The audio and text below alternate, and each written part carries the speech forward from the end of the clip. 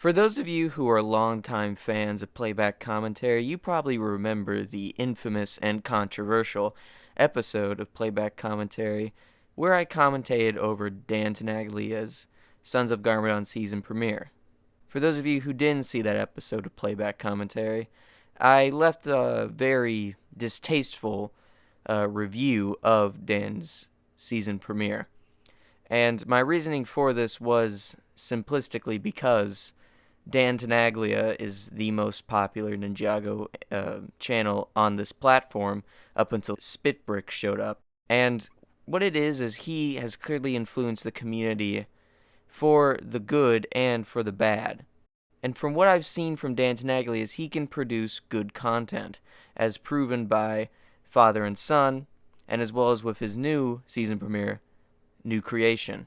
I know that Dan can produce good content, and with him having such a large audience and such an influence in the community, I want him to produce, the best, so other people can be inspired by him and show that in their own works. Now, this isn't going to be harping on Sons of Garmadon season premiere. No, I'm going to be talking about DTinaglia's New Creation. To compare these two season premieres is like comparing black and white, with Sons of Garmadon season premiere representing the bad, which is just terrible character motivation, no character dynamic, and a rather weak storyline. And with New Creation representing the good of character motivation, character dynamic, and as well as an interesting story. And I'm going to be diving into this as we go along and explain what he did good with this.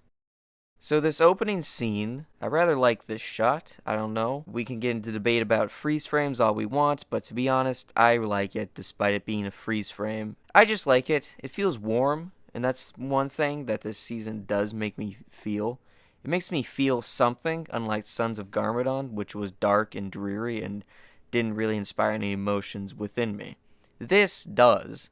It's clearly setting the tone of a very, warm season, but as well as having stakes to it. And overall, this episode makes me feel warm, and I just think that's a good thing, and I believe that's what he was trying to capture within this episode. Now, this opening fight scene is actually good. I really like it, and it serves its purpose, as just a little bit of action.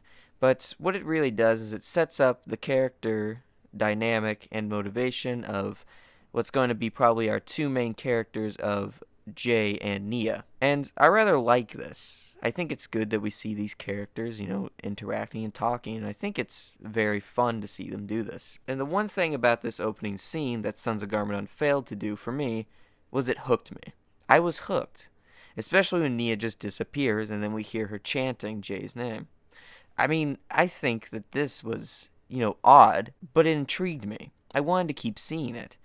And I think that's, something good that he did with this, opposed to, Lloyd getting the Oni mask and then just bolting out of there. I feel something with this, which is what I really like about this. My only complaint with this opening scene is I feel as though he should have included this song. Really looked like you could use some help there, Jay. Hi, Nia. Thank you very much. There's something I wanted to tell you. Sure, Jay. What is it? Nia, I think that I love you.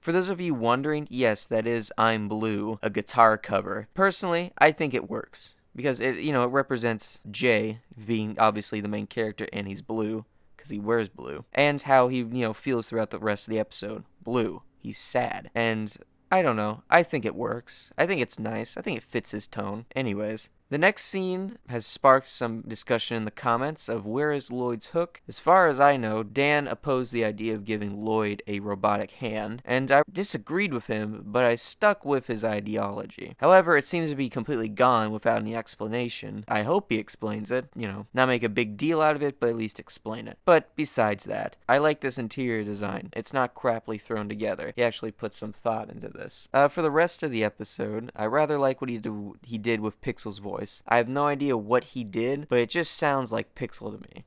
We get further, character interactions of Jay and Lloyd and Zane and Jay, and I rather like this because, it sets up the conflict within Jay.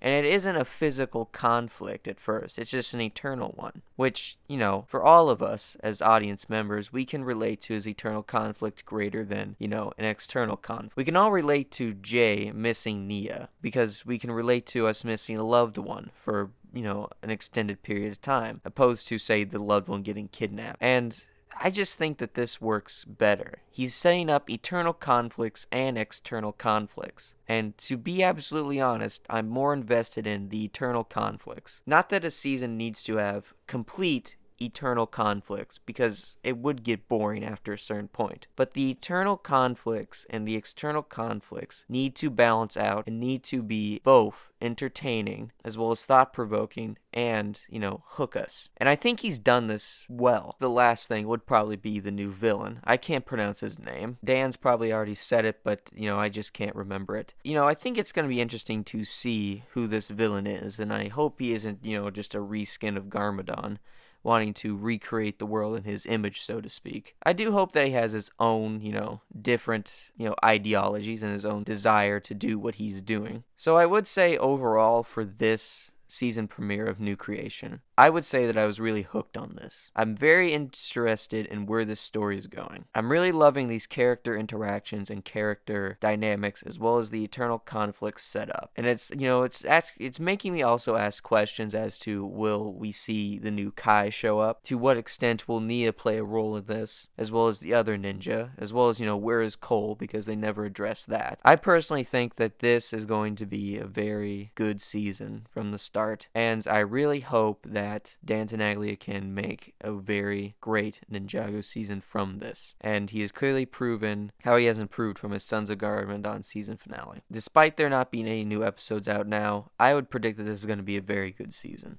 If I were to rate this season premiere, I would probably give it a good solid 8 out of 10. I do feel as though we could have gotten maybe some different music with this. I understand he's trying to create the feeling of nostalgia maybe with the music. I think we could really use some more music variety. Like I said, with maybe adding in the blue cover would have been nice. He doesn't have to use that, but I think it would have worked out well. And, I think where he's going is relatively good. I do hope that he takes these criticisms and comments to heart and, improves upon them. And I think that's it, guys. I hope you enjoyed this episode of PlayBack Commentary. It's not as long as the last one. The last one was 22 minutes. Good lord, I talked a lot. But I think you guys really enjoy these episodes, and I enjoy making them and everything. And I'm really glad you guys like this series, and I really want to keep making these. And I hope that I can, continue to make these episodes, as well as explore out of DTinaglia. Maybe explore the other parts of this community and commentate about them. But yeah. More of my Ninjago series is to come. Overall, please go watch DTinaglia's New Creation. It has not a lot of views on it, and I'm rather disappointed by that. I think it deserves more views. And so anyways, guys, thanks for listening. I'm Playback 17, signing out. See you guys later. Bye.